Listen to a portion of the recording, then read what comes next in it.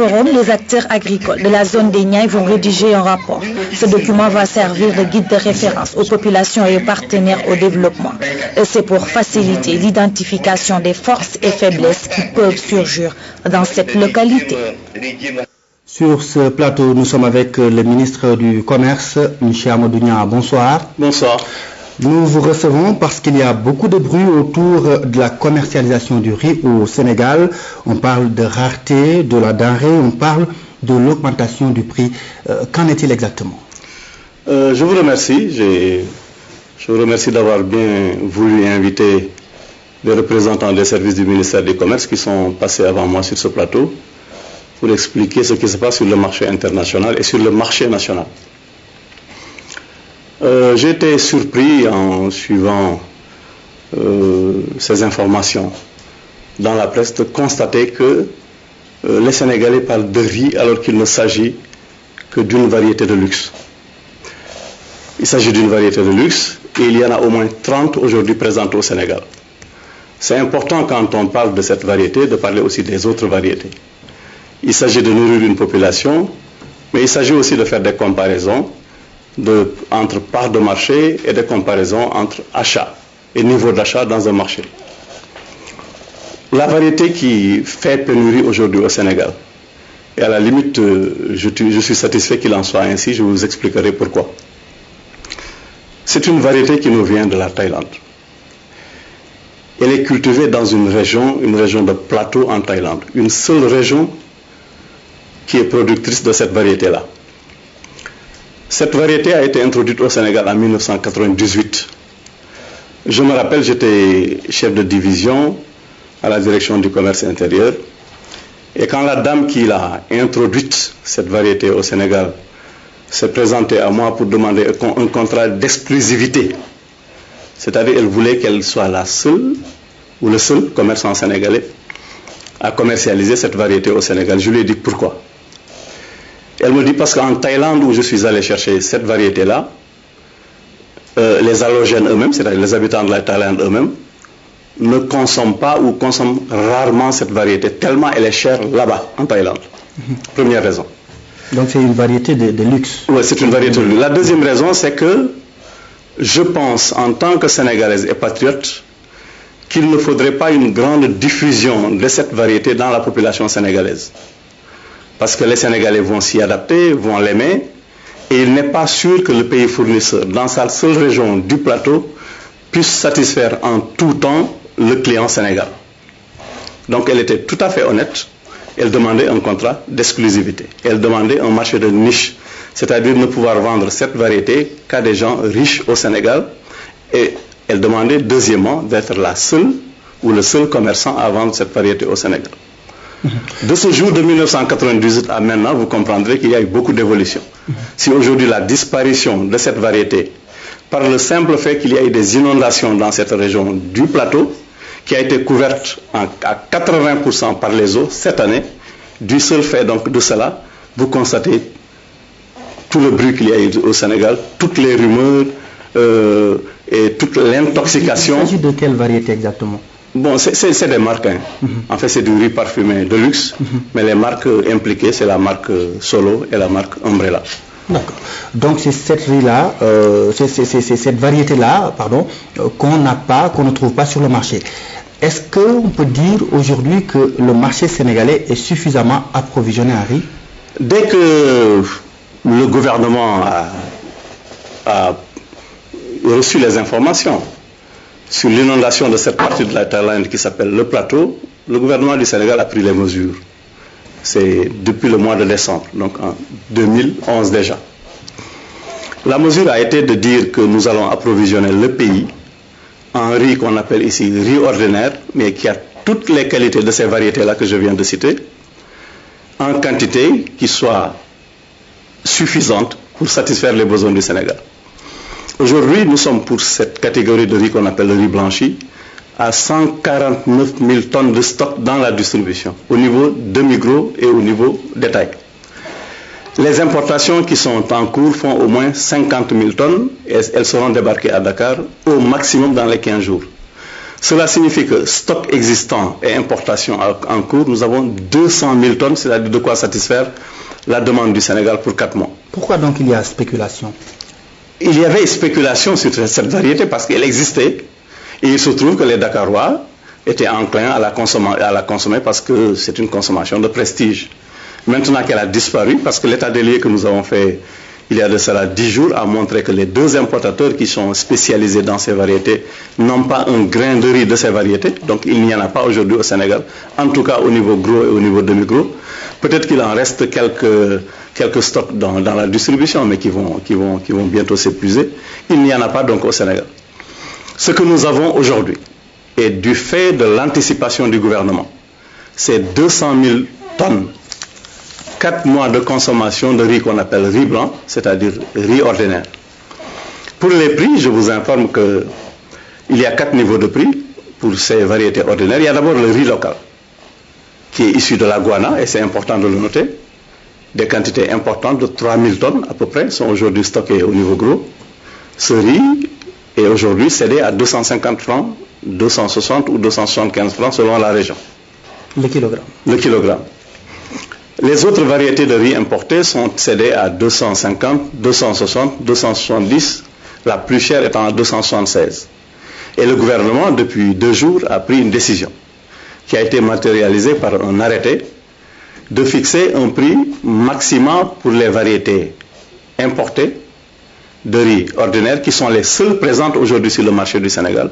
Le maximum, c'est à 300 francs. Il y aura des adaptations dans les régions, mais si on fait la comparaison, c'est important de le faire.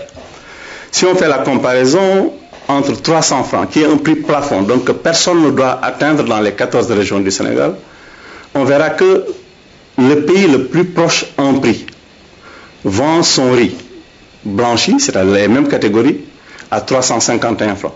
Le pays le plus proche et le moins cher. Les autres le vendent entre 400 francs et 532 francs. C'est la Gambie. La Gambie parce qu'elle a eu un cas similaire de Guyana avec une production importante locale qui fait qu'elle s'est soustraite un peu du dictat des importations. Les autres sont entre 400 et 532 francs pour les mêmes catégories ordinaires.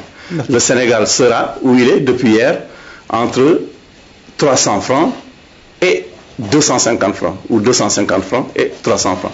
Et les 300 francs étant le plafond, le gouvernement a donné des instructions au niveau des régions, au gouverneur, au chef de service, pour que ce plafond ne soit pas atteint, c'est-à-dire pour que le prix soit compris entre 250 francs et 290, 295 francs. D'accord. Est-ce que vos services de contrôle sont déployés sur le terrain pour... Vous touchez 2 sujets importants. Les services de contrôle et leurs moyens, premièrement. Deuxièmement, le consommateur. Les services de contrôle sont dotés de moyens, parce que dans toutes les régions du Sénégal, nous disposons au moins de 2 voitures.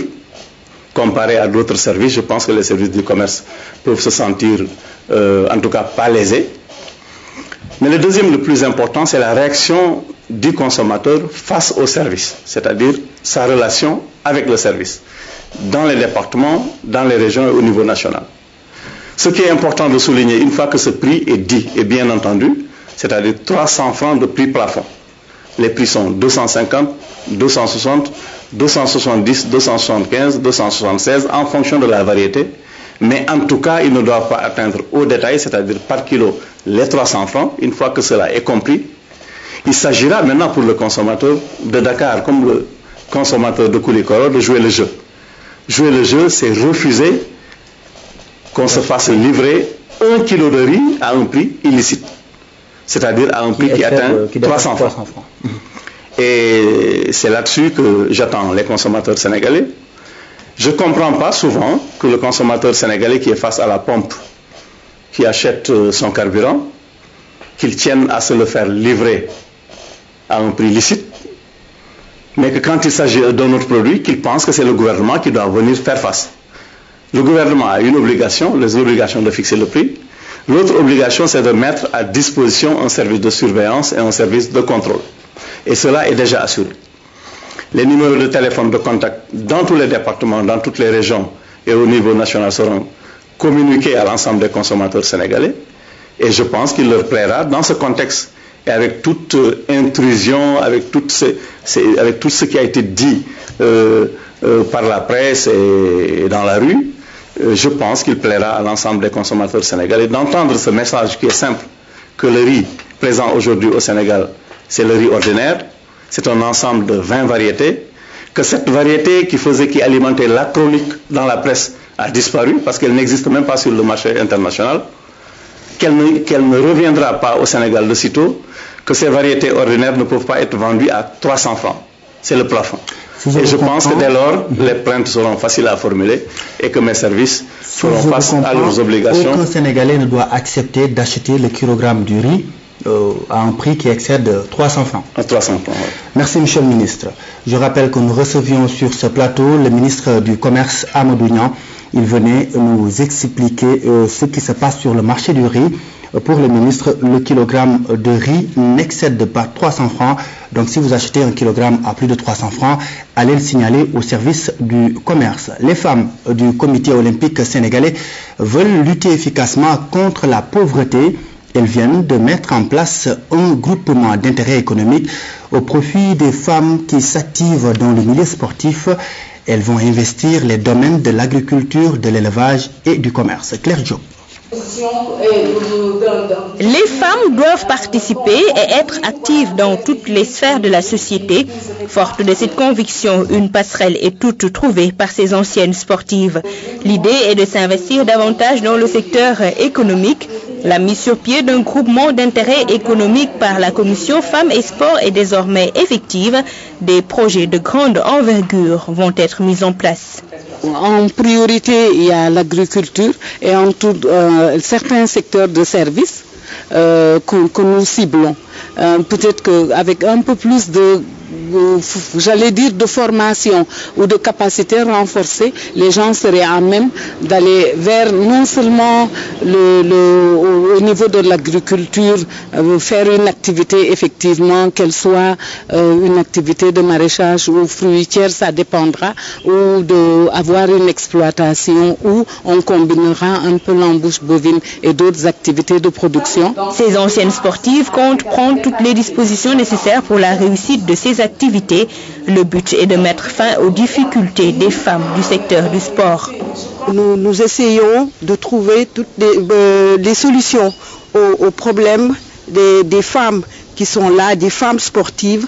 Nous essayons de nous préparer à leur réinsertion et à la promotion aussi. La commission Femmes et Sport est un organe du Comité national olympique et sportif du Sénégal. Toutes les disciplines sportives y sont représentées. L'ambition est de permettre un épanouissement sportif et social à toutes les femmes du secteur. À présent, faisons connaissance avec la première femme maîtresse d'éducation physique au Sénégal. Elle s'appelle Félicité Diouf. Elle a le sport dans le sang. Félicité n'a pas de frontières entre les disciplines sportives. Nous pénétrons l'univers de cette grande figure des sports au Sénégal avec Koumba Diakhaté-Mar. Oui. Aujourd'hui, grand-mère attentionnée, Félicité Diouf fait partie des pionniers de l'enseignement de la pratique sportive au Sénégal. Modèle d'abnégation, Félicité a très tôt brisé la domination masculine dans le sport. J'étais très bonne en éducation physique parce que je suis née dans une île. Vous savez, quand on est ilienne, on fait beaucoup d'activités physiques. Et quand je suis arrivée au collège, Madame Couteau, qui était ma prof d'éducation physique, m'a dit c'est pas possible. Ça vraiment, ça t'intéresserait pas d'être professeur d'éducation physique? Je dis ah oui, mais c'est pas évident. Comment je vais y arriver?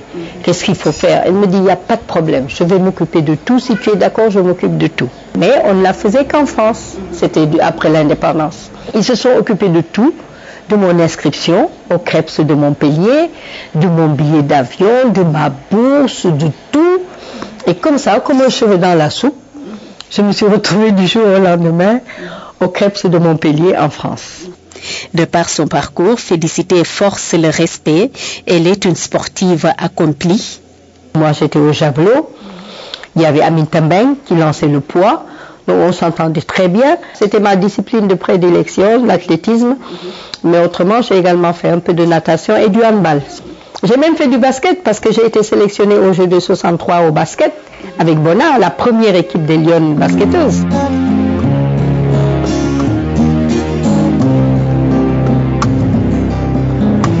Ça se voit, non? Voilà. Donc voilà, là, je s'entend bien taper. Et bon, je n'ai pas de problème majeur. Je ne peux plus faire du sport. Même le sport de maintien me pèse un peu. Hein. Je me souffle court maintenant, je reconnais. Je me souffle court. Mais bon, je me maintiens. Je sors un peu. Je descends des marches d'escalier. Je fais de la gym dans ma chambre. Je me couche sur mon lit. Je fais des abdominaux. Je pédale. Juste la gym de maintien. Hein. Félicité a fait aussi les beaux jours de l'ERTS. Au jour de Pentecôte, lundi de Pentecôte, on m'a dit, bon, tu vas te jeter dans la gueule du loup. Et on m'a donné le journal à faire. À l'époque, on le faisait à deux. Et je l'avais fait avec Guévanian à l'époque, je crois. Oui, je l'avais fait avec Guévanian. Et quand je suis sortie du studio, tout le monde, ah mais c'est bien, mais c'est bien, c'est bien. Et c'est parti comme ça. Malgré le poids des ans et sa cécité suite à une tension oculaire, Fellow n'oublie jamais de pratiquer le sport, un exemple de persévérance et de courage. J'attendais mon fils, mon aîné, Aziz, et j'étais à 3 mois de grossesse. Et j'ai fait la semaine nationale de la jeunesse à l'époque, où j'ai eu une médaille d'or au javelot, une médaille d'or au handball et une médaille de bronze, je crois, ou d'argent au relais 4x100. Donc vous voyez, ça, il faut le faire. Portrait de Félicité Diouf, première femme maîtresse d'éducation physique au Sénégal avec Koumba Diakhaté-Mar. Et nous revenons sur les festivités du 8 mars. C'est pour parler de l'association des femmes du ministère de la Santé. Elles ont fait œuvre utile à l'occasion de cette journée en organisant une collecte de sang. Le ministre de la Santé a salué leur talent. Omar Diaw. Évoluant dans le secteur stratégique et vital de la santé, ces femmes du ministère mesurent plus que quiconque l'importance du sang face à de nombreuses situations sanitaires. Pour la célébration du 8 mars, elles ont décidé de sacrifier proprement au rituel du don du sang. L'objectif, c'est, en tant que femme, essayer de sauver des vies et de faire un geste dans ce sens. C'est-à-dire donner le sang qui peut servir à une femme qui accouche et qui en a besoin, donner du sang à un accidenté. Ça peut arriver à tout le monde. Peut-être un jour j'en aurai besoin. Donc je crois que c'est un devoir de le faire. Chez ces travailleuses du ministère de la Santé, l'acte est devenu pratiquement une routine. Elles n'en sont pas à leur première manifestation du genre. Le 8 mars de cette année, elles ont décidé de le souligner en rouge sang. Donner du sang, c'est important et c'est un acte civique aussi. Et tu te dis aussi que c'est normal que tu aides ton prochain. Certaines en étaient à leur énième don, d'autres faisaient leur baptême. Oui, vraiment, c'est la première fois. En plus, je suis donneur universel. Je pense que ce ne sera pas la dernière. Et puisque la générosité n'est pas simplement féminine, des messieurs dans une posture citoyenne. Nous sommes tous des citoyens, nous devons nous entraider. Et d'autres, en ce moment, sont malades. Et ils ont besoin de quoi? La plupart de sang. Les femmes ont profité de ce moment pour rencontrer la tutelle. Et comme pour leur rendre hommage, des hommes sont venus avec des roses. Ce geste touchant est allé droit au cœur de ces braves dames dont le talent a été loué. L'essentiel est fait par les femmes. Ces femmes-là sont là à l'heure et pour la plupart du temps restent tard. Vous êtes dotés de grands talents d'ailleurs. Maintenant, il faudrait qu'on vous permette de les exprimer. On ne peut l'avoir qu'en marquant notre présence, c'est-à-dire être présente à l'heure, faire les tâches qui nous sont dévolues et également nous engager. Parce que les exigences actuelles, c'est des exigences d'autonomie. D'habitude, le 8 mars, les femmes versaient dans le folklore. De plus en plus, elles s'en écartent, prenant conscience de leur rôle central dans la société. En acceptant de donner un peu de leur sang, mesdames donnent beaucoup d'elles-mêmes à d'autres, un lien de sang pour la vie. Bravo mesdames. Journée de violence jamais égalée depuis 3 ans entre Israël et Palestine. 15 Palestiniens ont été tués dans des raids et une centaine de roquettes lancées vers Israël. À l'origine des violences, l'élimination d'un activiste palestinien. Une procession funéraire comme Gaza en a connu des milliers. Dans ces cercueils, les corps des Palestiniens tués vendredi dans un raid israélien. Parmi eux, 2 cadres des comités de résistance populaire et plusieurs militants des brigades Al-Rots, la branche armée du djihad islamique. Tous ont été victimes de la politique d'élimination ciblée de Tel Aviv. Aujourd'hui, les groupes de résistance palestiniens veulent venger ce crime, un crime commis par les occupants qui ont commencé cette bataille. Ils sont responsables de toutes les ripostes qui vont suivre. Et la vengeance a déjà commencé. En représailles au raid israélien, une centaine de roquettes et d'obus se sont abattus sur le sud de l'État hébreu, notamment dans le secteur d'Eshkol. L'explosion d'une roquette a blessé 3 ouvriers étrangers, des citoyens thaïlandais. L'un d'entre eux a été évacué en hélicoptère et se trouve dans un état sérieux. Les 2 autres ont été emmenés à l'hôpital municipal de Beersheba. Depuis, c'est l'escalade. Israël a riposté à son tour avec une série de raids aériens contre des militants gazaouis. Depuis 24 heures, 15 Palestiniens ont été tués, une vingtaine d'autres a été blessée. Gaza vit sa journée la plus meurtrière depuis l'offensive israélienne plomb durci de l'hiver 2008-2009. Veille du premier anniversaire du tsunami au Japon, les Japonais se souviennent encore du drame. Sur place, le taux de radioactivité reste élevé et les parents s'inquiètent toujours pour leurs enfants. Même le dimanche, la sécurité sociale de Fukushima City ne désemplit pas. Ce matin-là, ils sont des dizaines à s'y rendre, dossier médical en main. Tous ont un point commun, ils habitaient tout près de la centrale nucléaire. On est venu pour un examen de sang, des urines et puis pour un bilan général. On est là parce qu'on s'inquiète un peu, c'est vrai. Oui, on s'inquiète.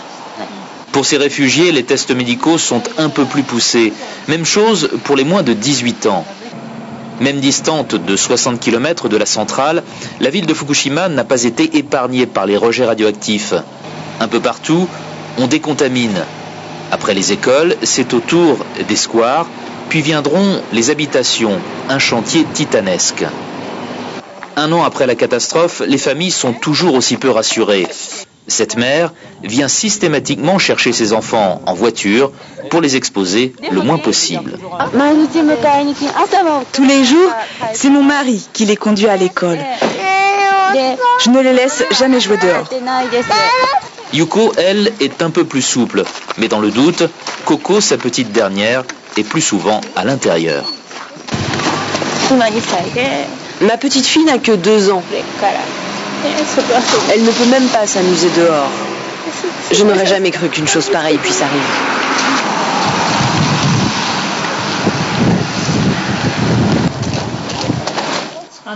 Ai et Kazuya, eux, n'en sont pas encore là.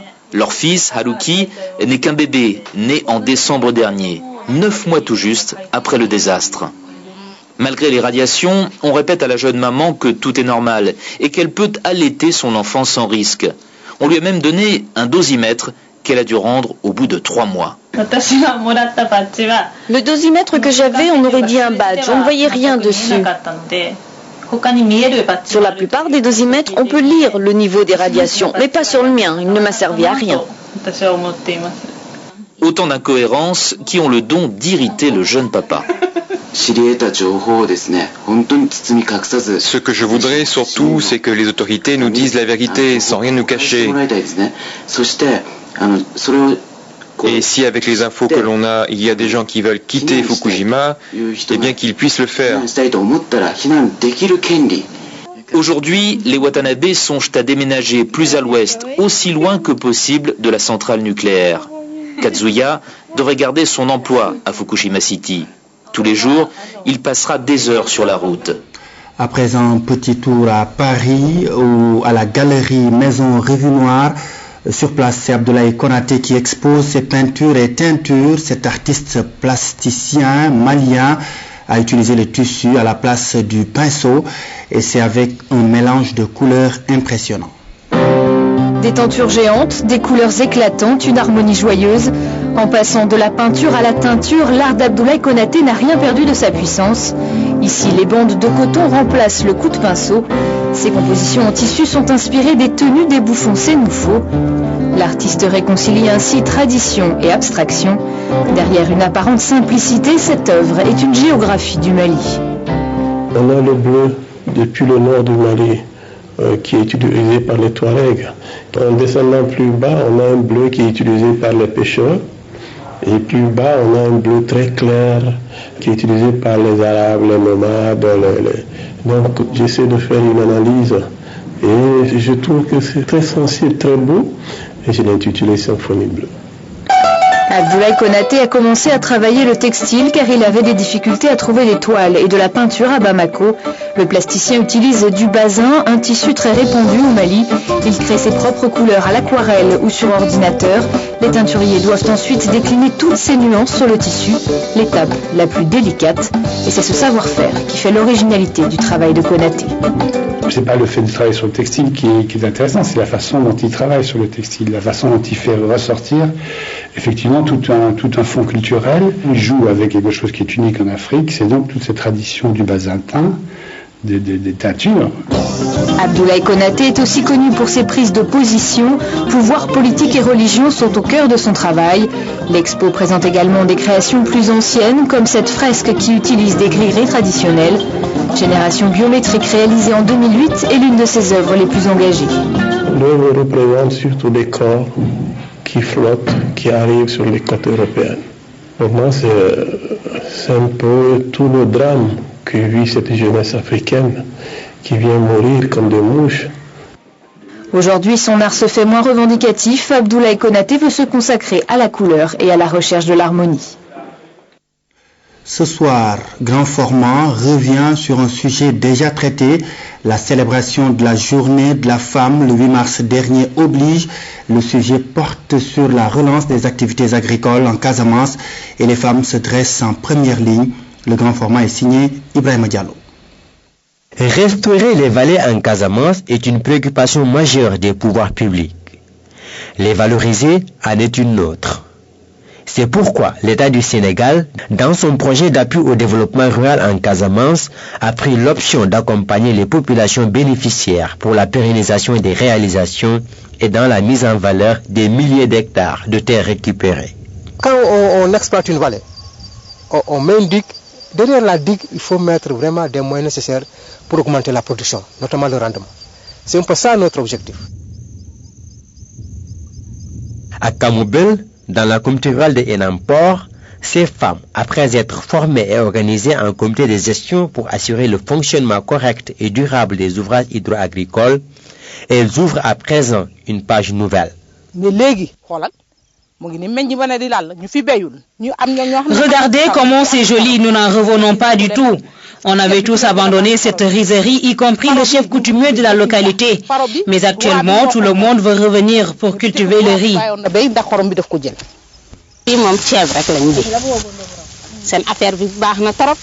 Nous avons vu qu'il y a un grand changement dans ces vallées.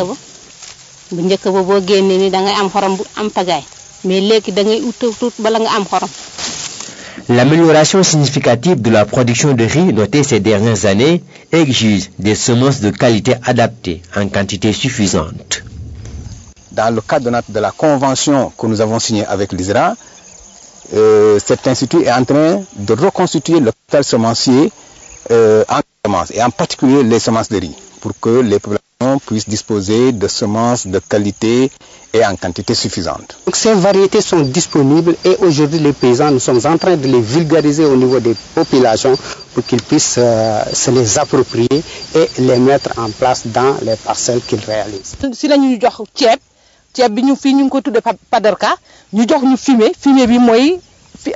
La variété de riz que nous avons reçue est de très bonne qualité. Nous avons bénéficié de semences et d'engrais, ce qui nous a permis d'obtenir cette année de bons rendements. La valorisation des milliers d'hectares de terres récupérées requiert une importante main-d'œuvre. Une main-d'œuvre active de plus en plus rare en milieu rural, surtout en Casamance. Comme alternative à la vieille pratique culturelle dans les rizeries, l'État, à travers ce projet de lutte contre la pauvreté, tente d'introduire un système de mécanisation adapté. Tracteurs de grande capacité ont des problèmes souvent pour travailler dans cette sorte de parcelle. Mais les consultants nous ont fait des propositions en termes de culture atelier, en termes de motoculteurs plus facile à manipuler, qui peuvent cultiver dans de petites surfaces. C'est un projet, il nous a déjà fait les propositions, et ces propositions de culture atelier ou de motoculteurs vont être confiées tout d'abord à des groupements pour test. Et si cela réussit, on va essayer de généraliser, évidemment, avec l'appui d'autres projets dans le développement agricole. Pour un approvisionnement correct en intrants et en petits matériels agricoles, le PADERCA facilite l'accès au crédit. La stratégie utilisée ici repose sur un système d'intermédiation, un système qui implique l'accompagnement et le renforcement des capacités des producteurs. Quand nous aurons développé vraiment la mécanisation, le programme de mécanisation, nous allons orienter certains groupements à aller vers un système de crédit qui leur permettra d'avoir de petites unités qui leur permettront de travailler très vite. Parce qu'en fait, le constat que nous avons fait au niveau de la région, c'est que les gens veulent travailler, mais ils n'ont pas suffisamment d'engins pour travailler très vite. Il y en a qui disent que le riz n'a pas bouclé son cycle, parce que si vous travaillez trop tard, vous ne pouvez pas avoir un riz qui boucle son cycle. Donc, il faut tout faire pour travailler à partir de juin et juillet. Toutes les cultures qui sont développées au courant du mois de juin et juillet, bouclent toujours leur cycle.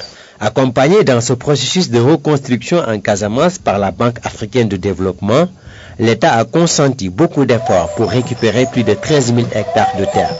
Cela va certainement contribuer activement à la lutte contre la pauvreté dans cette partie sud du Sénégal, meurtrie par un conflit vieux de plus de 3 décennies.